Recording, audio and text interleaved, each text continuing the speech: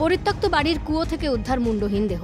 পুরুলিয়ার ভূঁইয়া পাড়ার ঘটনায় চাঞ্চল্য। বুধবার থেকেই এলাকায় দুর্গন্ধ পাচ্ছিলেন স্থানীয়রা। সন্দেহ হওয়ায় পুলিশে খবর দেওয়া হয়। পুলিশ গিয়ে কুয়োর ভিতর দেহের হদিশ পায়। দমকল গিয়ে কুয়ো থেকে দেহটি উদ্ধার করে। দেহের পায়ে ইট পাথর ভর্তি বস্তা বাঁধা ছিল।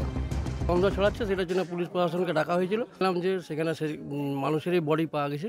পাড়াতে একটা বাড়িতে কুমোতে একটা বডি পাওয়া গেছে, বেঁধে নামিয়ে দিয়েছে, খুনি মনে হচ্ছে। কাল থেকেই তাই সকালে আমরা জানতে পারি যে এই কুয়াতে কিছু পড়ে আছে। তো সেইভাবে প্রথমে লোকাল লোক এসে নিয়ে ভাবে যে কুকুর বা কিছু হয়তো হতে পারে। আমরা সেভাবে চলছি, তখন মাথার চুল পাওয়া যায়। এবার যখনই মাথার চুল পাওয়া যায় তখনই স্বাভাবিক মানুষ ভয় পেয়ে যায় যে তাহলে মানুষ পাওয়া কিছু আছে। সঙ্গে সঙ্গে পুলিশে খবর দিই।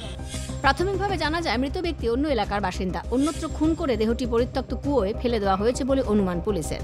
ঘন বসতিপূর্ণ এলাকায় এভাবে দেহ উদ্ধারের ঘটনায় ছড়িয়েছে চাঞ্চল্য।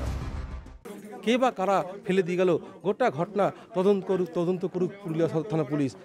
ক্যামেরায় আনন্দ মহেশ্বরীর সঙ্গে দীপক রাম, ক্যালকাটা টেলিভিশন নেটওয়ার্ক।